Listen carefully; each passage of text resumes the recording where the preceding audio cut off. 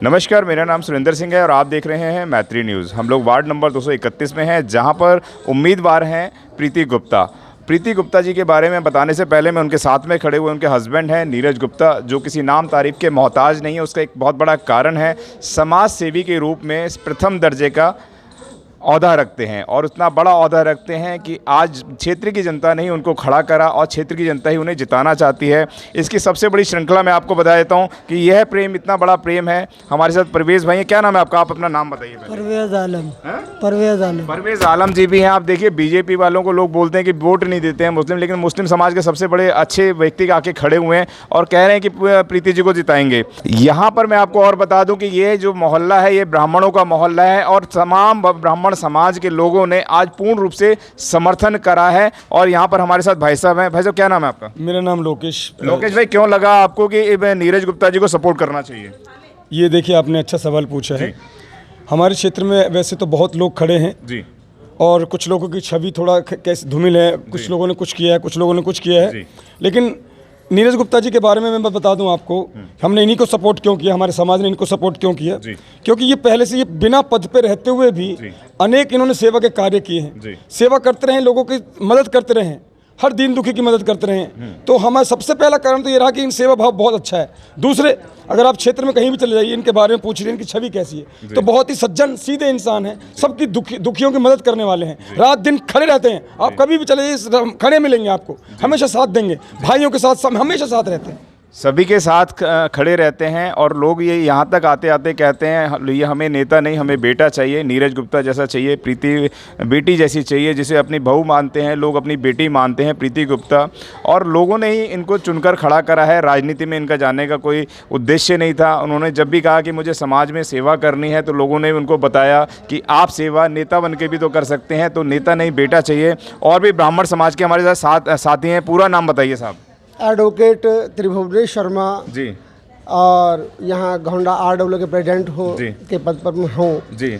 हमने भूदेव जी, आपके बारे में बताया जाता है कि आप बीजेपी या कांग्रेस में थे, पहले तो किस में थे वो बता दीजिए। मैं शुरू से RSS का स्वयंसेवक का हूँ और मैंने कभी कोई पार्टी ज्वाइन नहीं की। हाँ, हमारे एक छोटे भाई को एक MLA का टिकट आम आदमी पार्टी से मिला था, तो परिवार का मैटर है, लेकिन मैं कभी किसी और पार्टी में नहीं रहा जी। क्यों लगा आपको कि अभी भाई के साथ तो खड़े हैं आप, लेकिन अपने भाई के साथ नीरज गुप्ता जी के साथ खड़ा होना ज़्यादा जरूरी है? क्यों लगा ऐसा? क्योंकि ये पार्टी के नहीं, ये तो एक समाज के हैं और हमारे घर के हैं, और इन्होंने क्षेत्र के लिए इतना कार्य किया है कि इन्होंने पार्टी के लिए कुछ नहीं किया। पहले पार्टी में कभी किसी में थे ही नहीं। इन्होंने पार्टी को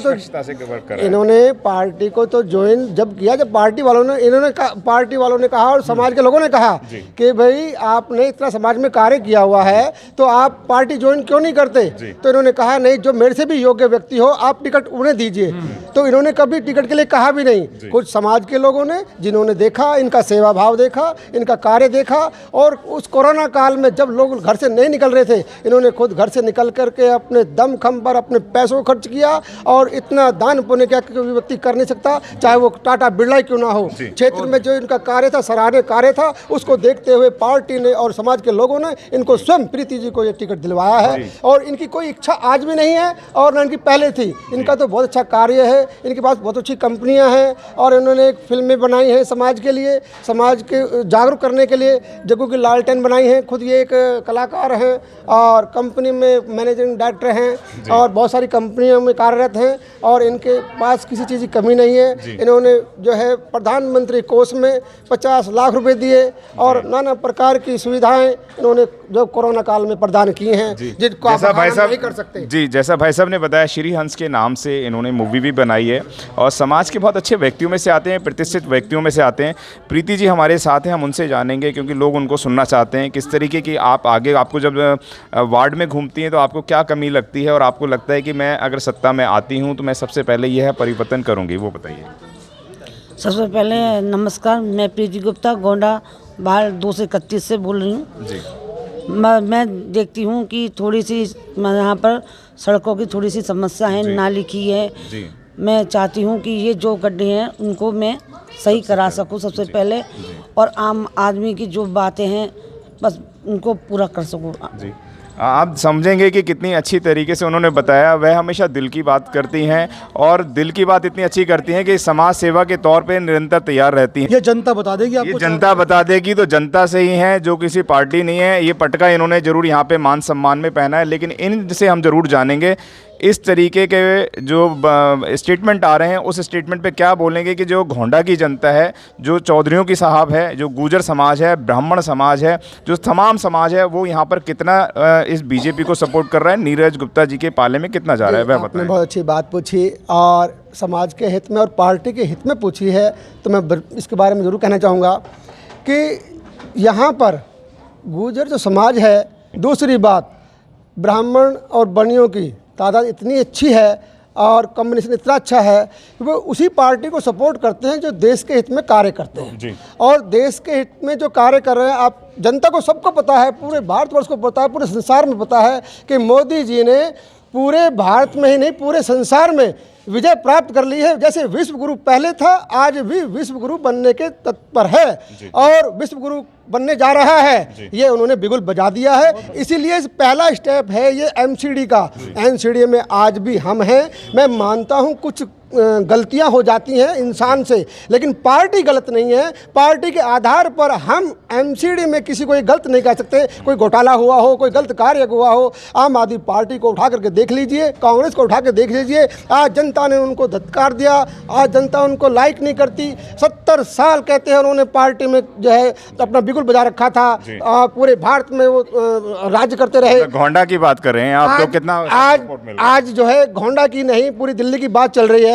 दिल्ली में सिर्फ इस बात को देखते हुए कि केजरीवाल ने झूठा प्रचार फैलाया कि भाई मैंने जो है इतना कार्य किया, वो झूठे तथ्यों पर आधारित रहे। लेकिन हमारा आज यहाँ पर दिल्ली में जो बात आई है, ब्राह्मण समाज ने एकत्रित होकर के, वह समाज ने एकत्रित होकर के अपने इस बात को रखा है कि बहुमत से हम भारतीय जनता पार्टी को एमसीडी में जिता के लाएंगे। और यहाँ रही प्रीति जी की बात, हमारे लोकल क्षेत्रीय बात है, इनको तो कोई माई का लाल हरा ही नहीं सकता, क्योंकि 35,000 वोट यहाँ ब्राह्मण समाज की है जो एकजुट हो चुका है। और उसमें वैश्य समाज भी हैं, अन्य लोग भी हैं, सब जाति वर्ग के लोग हैं, इवन उसमें मुसलमान भी हैं और सिख ईसाई भी हैं, अन्य समुदाय के सभी लोग हैं जिन्होंने कभी आज तक किसी ने इनको मना ही नहीं किया कि उन्होंने सबके लिए काम किया। सफाई की बात आती है तो महिलाओं को सबसे पहले चुना जाता है, क्योंकि तमाम घर की और घर की सफाई को महिला करती है। हमारे साथ महिला साथी भी है, महिला साथी से जानेंगे। 1 मिनट में अपनी बात को कहें कि कितना समर्थन मिल रहा है महिलाओं का, क्योंकि आप प्रदेश घूम रहे हैं, पूरे वार्ड के अंदर घूम रहे हैं, क्या कहेंगे?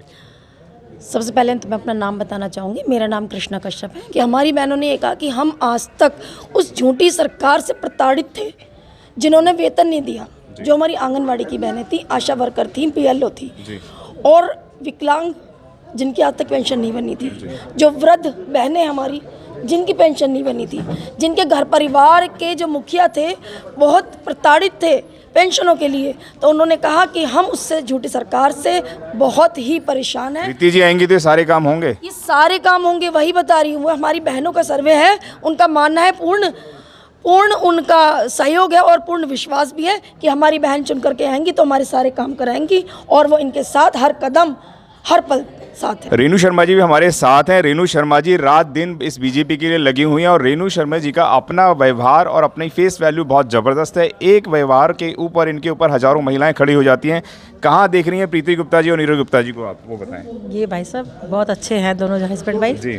ये हमारे यहाँ पे बहुत अच्छा काम कर रहे हैं शुरू से ही, और ये हमारे साथ कंधे से कंधा मिला के चल अच्छा, एक बात बताइए, आप कह रहे हैं बहुत अच्छा है, ये नेताजी जितने भी आते हैं सारे बोलते हैं हम बढ़िया करेंगे, बढ़िया करेंगे, ये तो नहीं बदल जाएंगे ऐसे? नहीं नहीं नहीं नहीं, इसके लिए मैं अपनी कहती हूँ, ये इनका नेचर बहुत अच्छा अपनी गारंटी देते हैं? बिल्कुल बिल्कुल, लोग आपको पकड़ लेंगे? देख जी लो। जी जी बिल्कुल, लाखों लोग मुझे देख रहे हैं आपको। बिल्कुल बिल्कुल मुझे पकड़ लेंगे। नहीं बिल्कुल सही कह रहे हो। हर एक आदमी अपनी व्यक्तिगत तौर पे जिम्मेवारी लेता है कि नीरज गुप्ता जी के लिए मैं खड़ा हूं, मैं खड़ी हूं, और अगर नीरज जी बदलेंगे तो हम लोग खड़े हुए हैं। नीरज गुप्ता जी ने स्टेटमेंट दिया कि हमारा जो काम रहेगा वो सिस्टमैटिकली रहेगा। आज तक ऐसा सिस्टम दिल्ली के अंदर कोई भी नेता नहीं कर पाया। उन्होंने बताया कि हमारे तक लोगों को आना ही नहीं पड़ेगा, हम एक सिस्टम बनाएंगे, एक चैन सिस्टम बनाएंगे।